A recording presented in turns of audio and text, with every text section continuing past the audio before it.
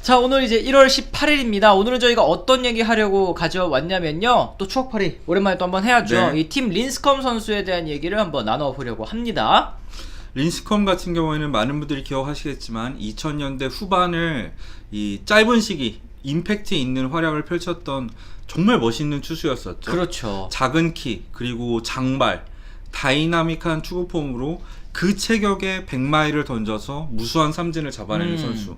그렇게 싸이 영상 2연패를 차지했었던 선수로 저는 기억을 하고 있습니다. 그러니까 이때 당시에 이제 메이저리그에 대해서 별로 관심이 없으셨던 분들도 이때는 또 2008년, 2009년 이때니까 이 국내의 야구 인기가 엄청나게 많이 늘어났었던 때잖아요. 맞아요. 그때 메이저리그에는 야, 요런 투수들 이렇게 키도 작고 체구도 작은 선수가 100마일 던진다더라. 근데 투구폼이 너무 역동적이고 와일드하니까 이 선수 되게 재밌다, 멋있다 이런 얘기들이 많이 있었는데 어느덧 시간이 흘러서 이제 린스컴 선수가 명예전당에 입성할 수 있는 후보로 또 자격을 얻게 됐다고 합니다. 진짜 시간 빠르다. 언제 시간이 이렇게 흘렀는지 모르겠습니다. 네. 지금 일단 메이저리그 이 미국 매체인 USA 투데이가 현재 이 명예전당 입성 가능성에 대해서 이제 선수들 한 명 한 명 후보에 대해서 다루고 있는 연재를 하고 있는데요. 네. 린스컴에 대해서도 다뤘었습니다.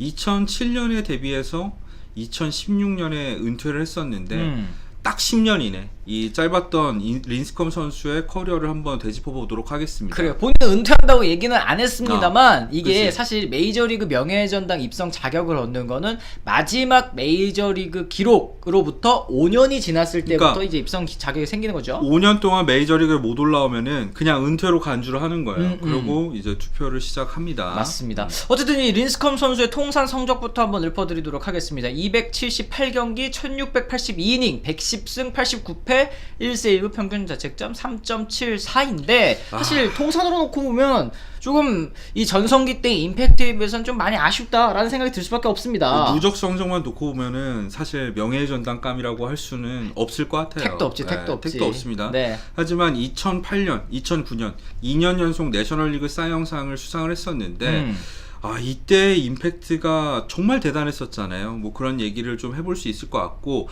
그 다음엔 샌프란시스코 자이언츠의 전성기를 어쨌든 이끌었던 선수로서 2010년, 2012년, 2014년 월드시리즈 우승 3회 멤버였다는 점. 그렇죠. 이 점도 얘기를 해야 할 필요가 있겠죠. 그러니까 이제 이 이후에는 전성기 이후에는 조금 이 노쇠화가 빨리 찾아왔다 맞아요. 이렇게 생각할 수 있을 것 같은데 그럼에도 불구하고 2013년과 14년 노히트 노런까지 기록을 하면서 사실 투수로서 할 수 있는 모든 거를 어쨌든 다 경험을 해본 선수인 것 같아요. 정말 인기가 많았었고요.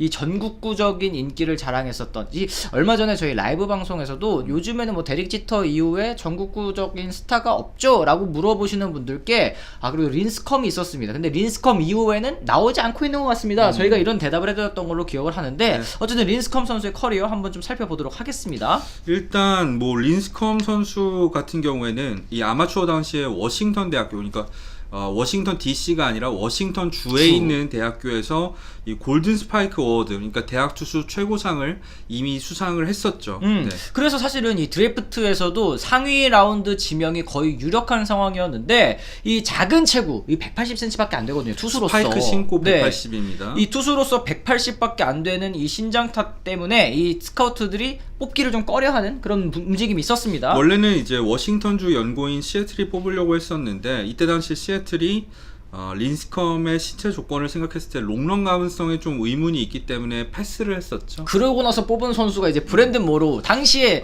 당뇨병으로 투병하고 있었던 선수라는 점이 약간 좀 의아하긴 합니다. 프레임은 굉장히 좋았었는데 이 선수 같은 경우에는 성인 당뇨병이 있었던 걸로 저도 기억을 합니다. 네, 결국에는 이제 쭉 미끄러져 내려와서 린스컴이 1라운드 전체 10번 픽으로 자이언츠와 계약을 하게 됐습니다.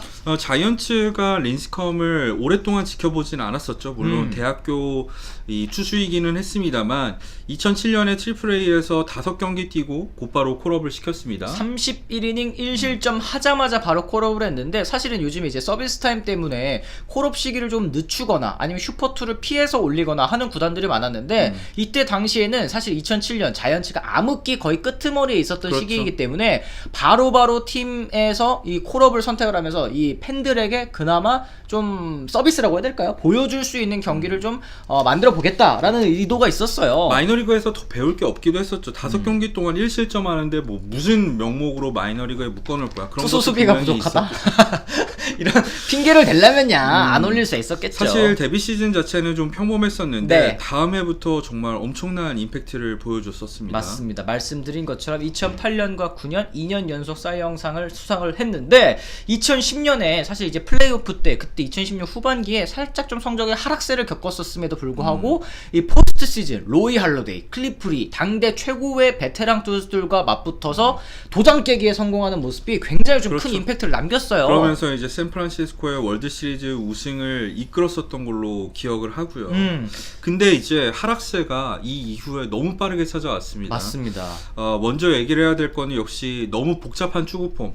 이 투구 메커니즘을 잃어버렸다고 했을 때 이거를 회복하는 시간이 린스컴 같은 경우에는 굉장히 길었어요. 사실 이 투구폼이 자신의 아버지 린스컴 선수의 아버지와 굉장히 오랜 시간 만들어온 특이한 투구폼이었기 때문에 이 작은 체구에도 불구하고 빠른 공을 던질 수 있는 진짜 몸 전체를 쥐어짜서 이렇게 던지는 투구폼이었기 때문에 네. 계약 당시에도 자이언츠와의 이 조건에 투구폼 고치지 말 것이라는 조항을 달아놨을 정도로 좀 이게 중요했었습니다. 하지만 이제 말씀드린 것처럼 좀 노쇠화가 빨리 찾아온 원인이 맞습니다. 바로 이 투구폼이 아니냐. 그 다음으로는 이제 롱토스를 굉장히 즐겨하는 선수였었죠. 롱토스를 하는 과정에서 이제 엉더링이 부상을 자주 당했었는데 그게 롱토스 때문이라는 얘기가 당시에도 좀 있었던 걸로 기억을 합니다. 그리고 또 이 린스컴 선수가 지금은 이제 투수들이 웨이트 트레이닝에 대한 중요성을 누구보다도 다 잘 알고 있잖아요. 웨이트 트레이닝을 다소 등한시 했었던 것도 롱런하지 못한 원인 중에 하나로 좀 꼽히고 있는 것 같습니다. 맞습니다. 어쨌든 2012년에도 이제 체인지업을 앞세워서 포스트 시즌 불펜으로 좀 활약을 펼쳤었죠.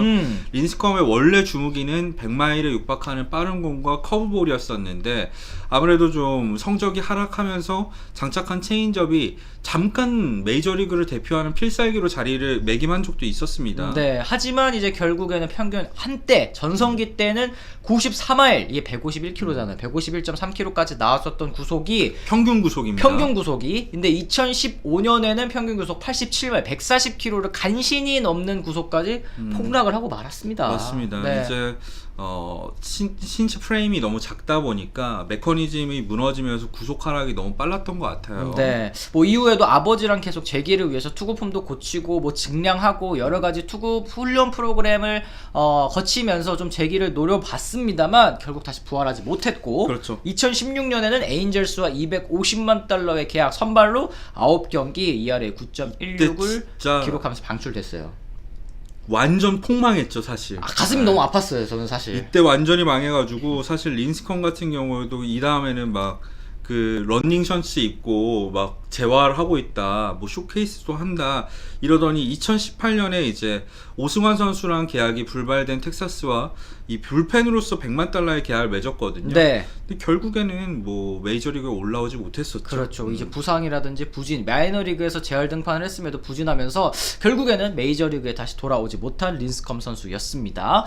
자, 이렇게 했을 때 이 린스컴 선수의 명예의 전당 가능성, 사실은 뭐 많은 분들이 알고 계시겠지만 조금 많이 누적 성적이 부족하다. 임팩트는 훌륭했지만 이 성적이 너무 좀 부족한 게 아니냐라는 얘기가 좀 있는 것 같습니다. 실제로도 현재까지 공개된 161표 가운데서 득표율은 2.9%밖에 되지 않으니까 5%를 충족시키지 못해서 당장 내년에 명예전당 투표권이 박탈될 위기에 놓여 있습니다. 그렇습니다. 이제 USA 투데이에서도 어떤 선발 투수도 2000이닝 미만으로 던지고 75%의 득표율을 얻지 못했다. 그러니까 2000이닝을 못 던지고 명예전당에 입성한 선수는 한 명도 없었다라고 이제 얘기를 하고 있어요. 맞죠. 10년을 간신히 채우기는 했었지만 딱 10년 채운 것도 사실 좀 문제 삼을 수 있겠고요. 네, 뭐 통산 WAR 19.9승, 뭐 물론 나쁘지 않은 성적이지만 또 놓고 봤을 때는 조던 짐머맨, 뭐 릭 포셀로 이런 선수들과 비슷한 수치인데 짐머맨이랑 포셀로가 명예전당 갈 수 있느냐라고 한다면 그것도 사실 턱이 없는 얘기이기 때문에. 맞습니다. 사이영상을 두 번 탄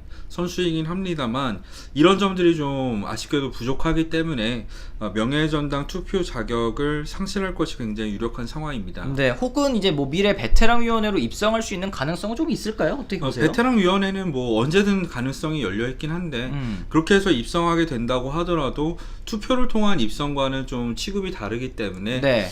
그 부분이 좀 아쉽네요. 네. 네. 하여튼 이제 명예전당 가능성은 그렇게 크지 않다. 당장 올 시즌이 끝나고 올해가 끝나고는 이제 투표 자격을 잃을지도 모른다라고 이제 정리를 할 수 있을 것 같은데. 명전의 벽이 진짜 높긴 높아. 그렇습니다. 명예전당 진짜 벽이 높은 것도 마찬가지고, 하지만 이제 린스컴 선수가 그 전성기 때 보여줬었던 임팩트를 잊지 못하시는 분들이 참 많으신 것 같아요.